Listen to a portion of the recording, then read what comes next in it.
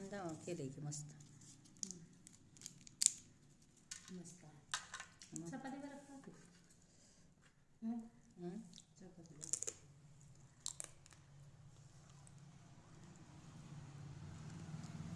आकाला बोलवायचं नाही काय मग? मरू द्या त्याला. मरू द्या. नको बाय.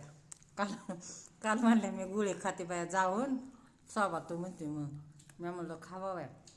परत म्हणते त्या म्हणलं पोराला करताला उद्या बोलव ना सुटकेला.